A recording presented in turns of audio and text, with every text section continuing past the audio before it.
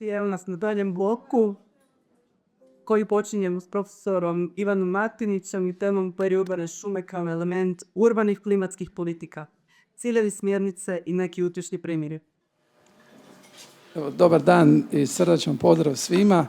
Dakle, ne slučajno treći put sam na ovoj Crash konferenciji, dakle volim tu pozornicu.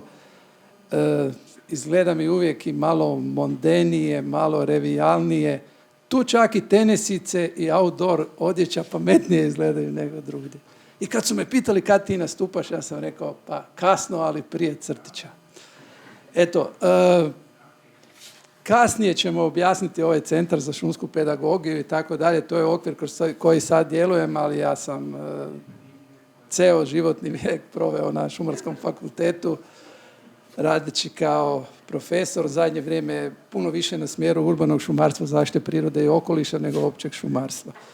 O čemu će danas biti riječ? Dakle, ipak revijalno, jer ako ste primijetili, neko se ovdje odluči za ono zaista dubinsko oranje po rezultatima istraživanja, ne znam, i uzorkovanju i analizama i tako dalje, a ja ću govoriti ipak revijalno. U stvari govorit ću kako zapravo istraživanja su uvijek važna, uvijek su početna, daju argumente, usmjeravaju, potvrđuju nešto, ali nekad da bi se stvari pokrenule, onaj ključni okidač vam je da imate negdje dobar primjer nečega.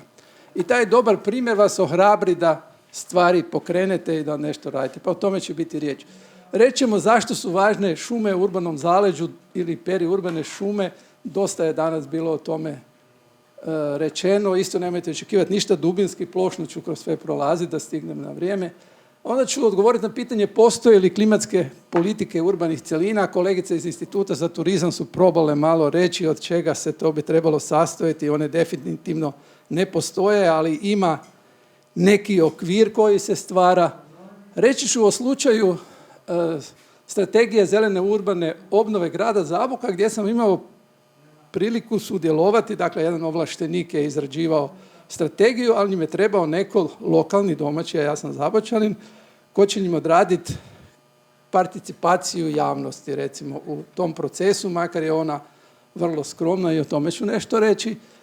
Onda ću navesti dva dobra primjera iz Celja i Ljubljane i nešto ću na kraju reći o smjernicama uz dva dodatna slajda.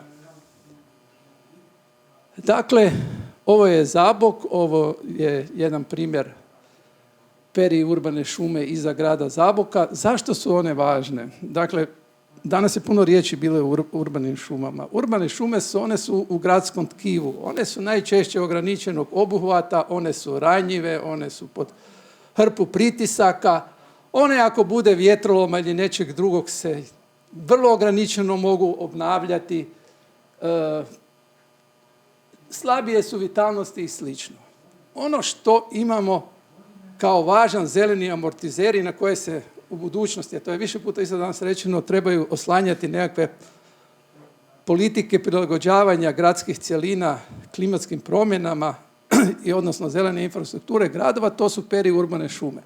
Sad, ovdje je riječ, danas će biti riječ o specifičnim periurbanim šumama. Nema ni jednog grada koji nema kraj sebe neku šumu, ali jedan veliki dio tih šuma je zapravo šuma posebne namjene jer je zaštitna ili je zaštićena. Dakle, govorimo o medvednici, ali neće danas biti riječ o medvednici jer je ona u kategoriji, dakle to su šume koje imaju načela regulacije upravo zato što su kategorizirane kao park prirode. Isto tako je sa park šumom Marijan, sa šumom Šubićevac u Šibeniku ili ovdje je riječ o šumama koje mogu biti državne i privatne, koje su naslonjene na grad, ali osim zakonom o šumama nisu ničim drugim regulirane. Niti dokumentima prostornog uređenja, niti nekakvim drugim dokumentima. A postoju dragocjene. Zapravo one su taj zeleni amortizer koji na dugu stazu mogu očuvati sve kvalitete urbanih cjelina kao prostora. Već danas te šume obavljaju sve više javnih funkcija. Upravo smo u COVID vrijeme vidjeli kad su ljudi shvatili da je izlaz nekakav otići u prirodu i tako dalje.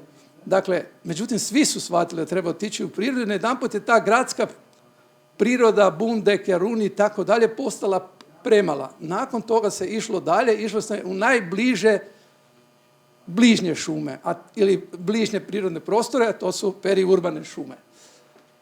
S druge strane, ti prostori postaju sve opterećeniji, ali su i neregulirani, dostupni svima.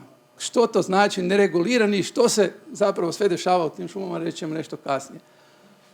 Što zapravo znamo i kako definiramo te šume u neposrednom zaleđu ili periurbane šume? Dakle, uglavnom su u privatnom vlasništvu, naravno rascjepkane sa velikim brojem šumoposjednika, odnosno šumovlasnika. Primarno su gospodarske namjene, dakle tamo gdje piše, pazite, država o svemu brine. Država brine o svakom djeliću šume i svaki djelić šume je pokriven nekim programom. Ako je državna šuma, onda je to osnova gospodarenja, ako je privatna šuma, onda je to program gospodarenja. Dakle, država kao zna što će sa šumama. Međutim, ako tamo pogledate za te šume, a vidjet ćemo na primjer šuma oko Zaboka, one su gospodarske namjene. Dakle, nisu posebne namjene da su rekreacijske, da su zaštitne, da su sjemenske, da su, ne znam, vojno značajne ili tako dalje. Dakle, baš su gospodarske namjene. One su vitalnije, imaju veću bioraznolikost u odnosu na urbane šume, jasno. Najčešće su uključene u programa gospodarenja, ali vrlo često s pasivnim upravljanjem, odnosno gospodarenjem vlasnika ili posjednika. Dakle, vrlo često ljudi se ne odlučuju gospodariti tim šumama. Nekad su to starosjedilačka domaćinstva, a nekad su to nasljednici koji i ne znaju međe, ne znaju ništa o šumama, pa ih onda i ne diraju. Takvima čak i ne smeta ako su te šume predmet degradacije, devastacije i tako dalje. Dakle, one nemaju neki režim u smislu zakona o zaštiti prirode ili nekakvih posebnih regulatornih odredbi iz prostornog plana ili nešto slično. Nemaju izgrađenu posjetiteljsku infrastrukturu, osim one koja je nastala spontano, dakle gdje su ljudi sami napravili neke mikrolokacije koje su njima neke trim staze ili nekakvi pointi za rekreiranje. Izložene su jednako pritiscima lokalnog stanovništva, dakle, pa budu mjesta odlaganja otpada, nekontroliranih sječa, devastacija svih mogućih vrsta od ubiranja i ulaženja u šume zbog različitih pobuda, ali isto tako aktivnosti posjetitelja koji vlastite staze rade, bilo za bicikle, nekad za kvadove, nekad za enduro motore i slično, a nekad i uređuju samostalno nekakve odmorišne ili mikrolokacije, parkiraju u šumi, remete. Ako ima šumarskih aktivnosti, onda ne vode o njima računa, pa ih ili remete, ili ometaju, ili nešto slično. Sad Zabok. Kawasaki 3 bi rekao, je li iko ikada stao u Zaboku? Ako niste stali u Zaboku, Zabok je negdje od 39 km od Zagreba prema Mariboru i ovako izgleda ovako upravo kao što ovdje izgleda, vidite i sami. U Zaboku dvije stvari sjajno uspijevaju. Jedno je beton.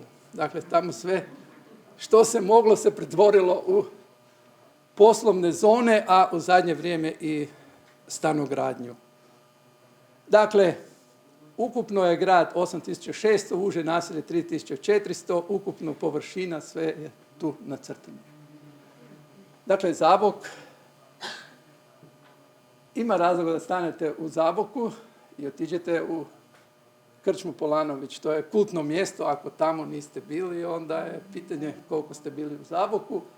Zabok je uz to što je propulzivan centar, što je jako industrijsko, obrazovno, prometno čvorište, je poznat i po kulturi, i to onoj malo off kulturi od Kačinoj, pa tako je Zabočka je od Srama 2 koji ovdje nije, od Zadruge, od Golubana, od G.R. Augusta, ali Zabok dodjeljuje i glavnu nagradu za prozno djelo, odnosno za roman godine, svake godine, to je nagrada Đalski, jer je Ksaver Đalski, po kojem se zove i trg i škola rođen u Gredicama, koje su 10 km od Zaboka. Sad, dakle, Zabok je iskoristio tu mogućnost da za džabe, odnosno za državne pare, napravi strategiju zelene urbane obnove, strategiju zelene urbane obnove zelene infrastrukture grada Zaboka i to temeljem programa razvoja zelene infrastrukture u urbanim područjima.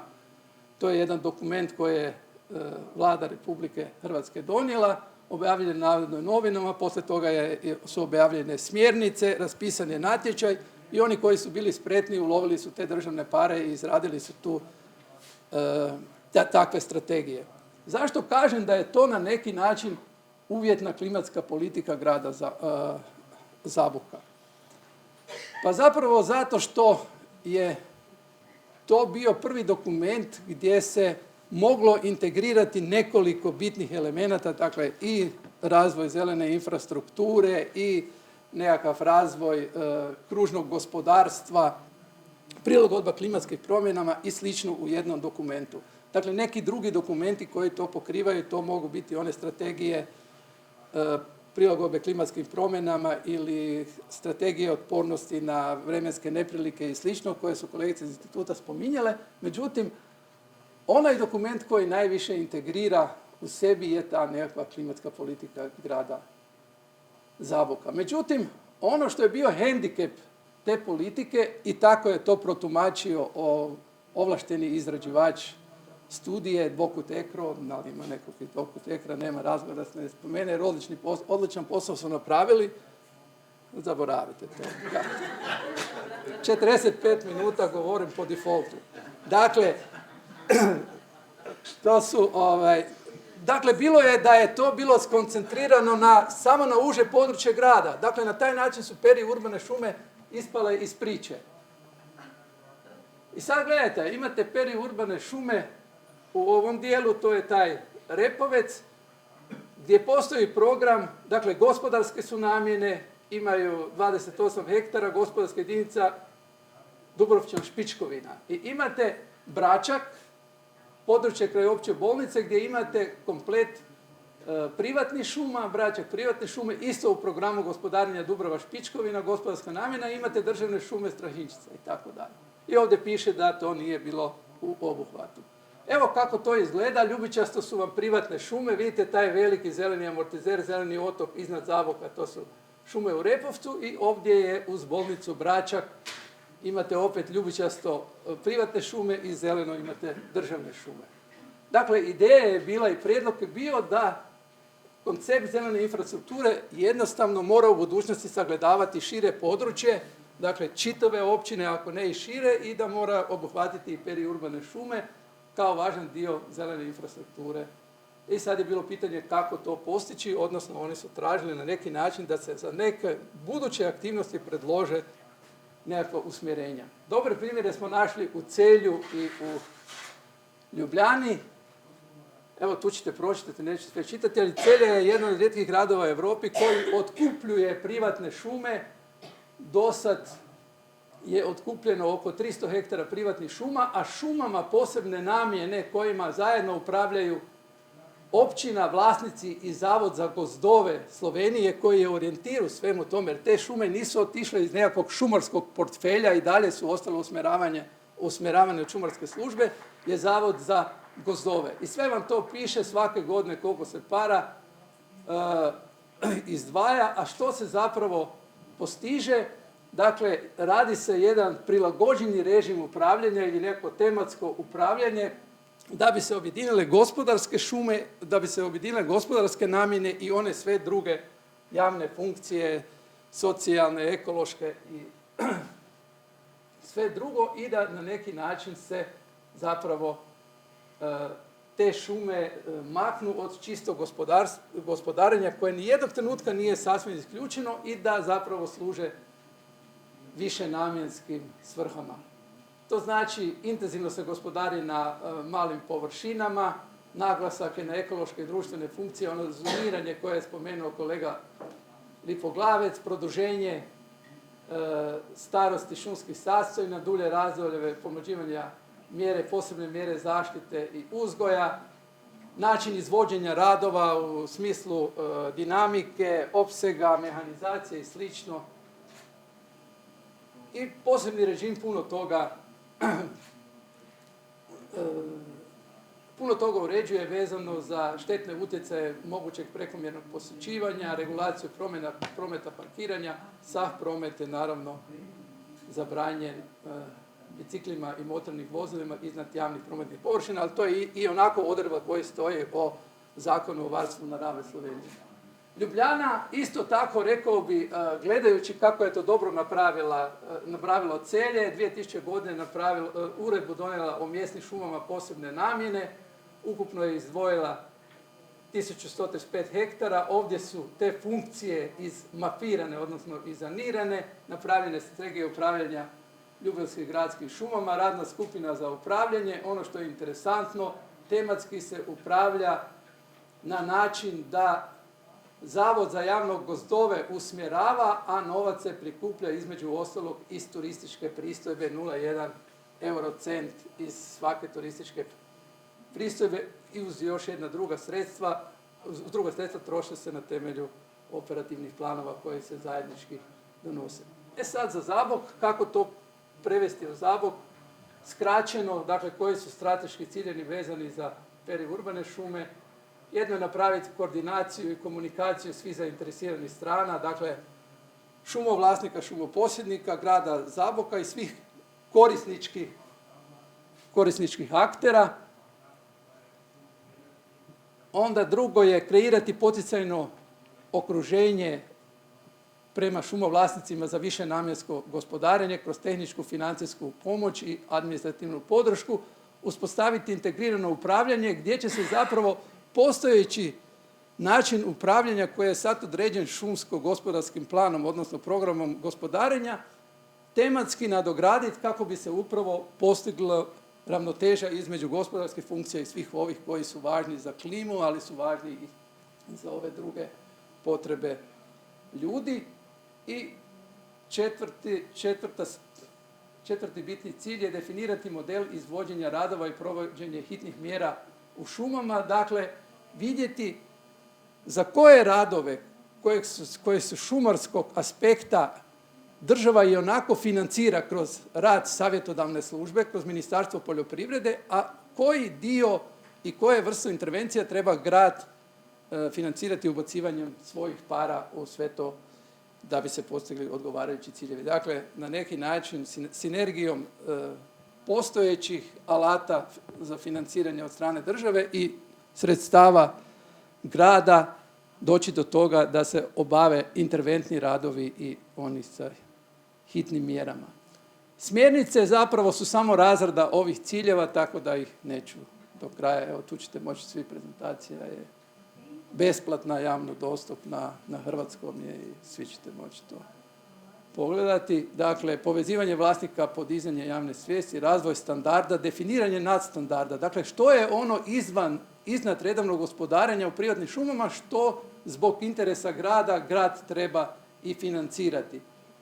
Koje mjere će obavljati grad za vlasnike, pod kojim uvjetima će se izvoditi šumski radovi, kako će se čuvati šumska bioraznolikost, to je recimo vrlo važno u definiciji tog standarda za usmjereno gospodarenje. Utvrđivanje sustava naknada za ograničenje gospodarenja šumama, dakle to je onaj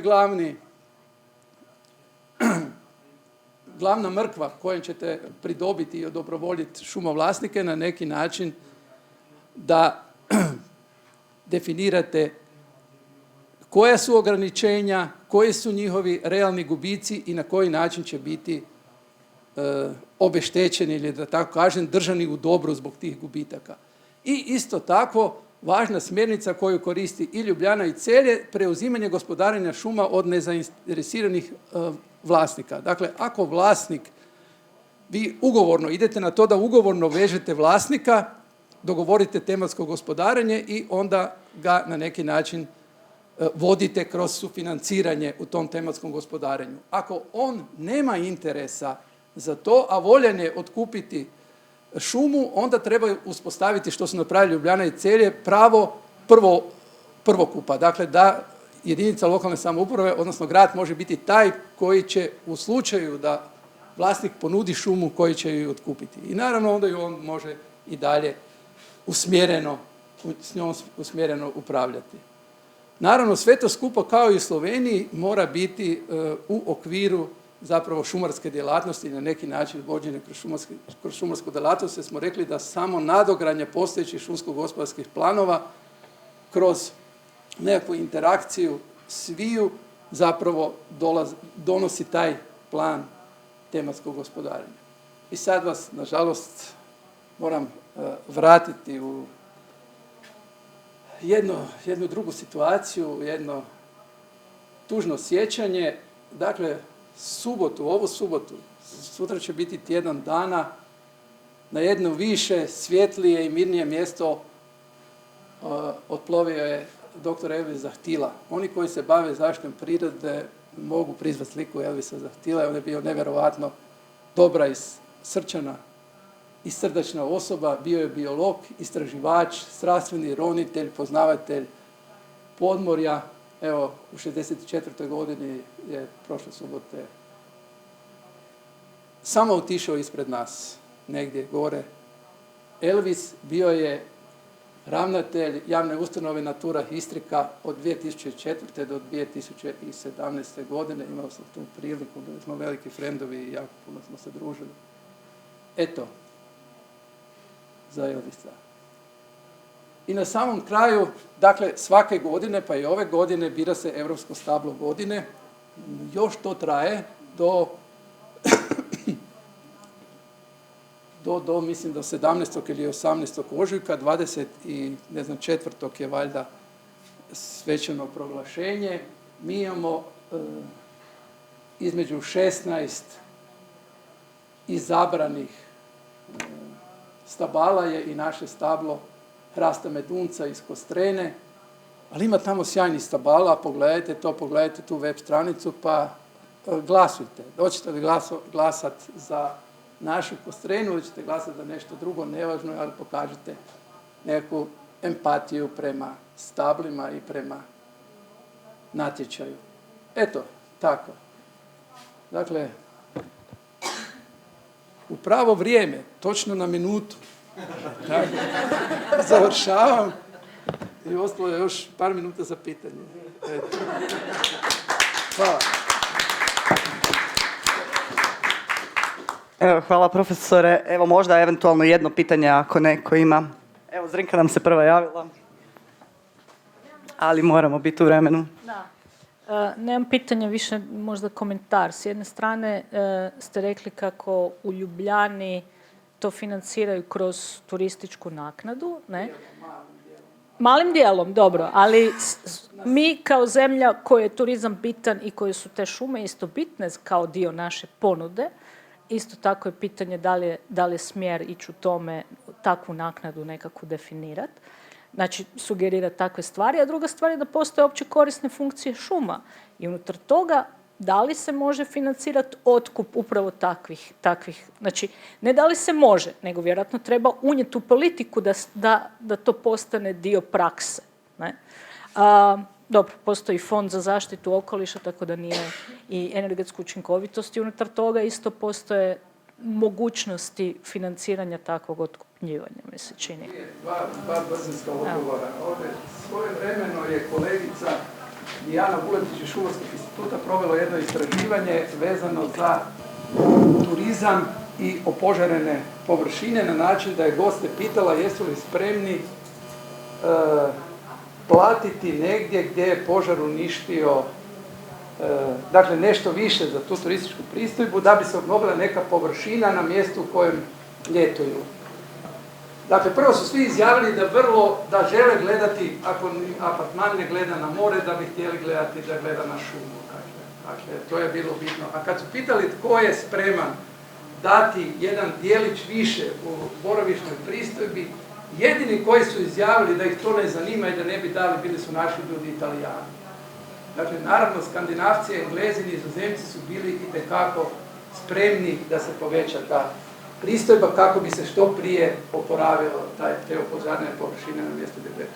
Ovdje je zakon vrlo strog kad je u pitanju taj novac za OKFŠ, onda morate znati recimo da smo tu mi koji istraživači prošli katastrofalno ali Teško će se moći mijenjati ako ga je politika pola uzela za razminiranje, a pola za vatrogasnu zajednicu, a nama je smanjila iz 8% na 1% za istraživanje. Dakle, naravno da je moguće ako politika tako odluči, vi možete odrediti da dio novca ide za to. Ali ovdje, Zrinka, uvijek je dobro vezati lokalno sa lokalnim. Ovo je lokalni problem i dobro je da ali to je problem svugdje u Hrvatskoj, nije samo iznimka toga. To je problem svugdje. Svugdje prodajemo ili zeleno ili more, ili zeleno ili plavo, prodajemo kao turizam. A šume same po sebi su nam bitne i sami znamo da imamo razne obaveze i bitne su nam. Gledajte, država će vam reći da ona to radi kroz suportiranje privatnih šuma, kroz dakle, hrpu aktivnosti koje radi. Ovo su druge namjene i trebalo bi to...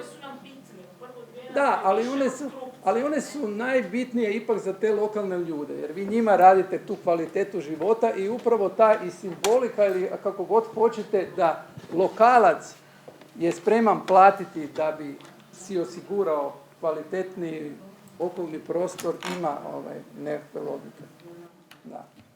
Tim više što, recimo, to Zaboku koji je jako dobro živio tih komunalnih naknada, ne bi trebalo biti nekakav problem. Nekima je. Okay. Znači, mi smo riješili problem na nivou Hrvatske, svaka naseljena područje. Neka vaša bude zadnja. Ok, hvala. Evo, mogli bi u nedogled ovako, moramo ići dalje.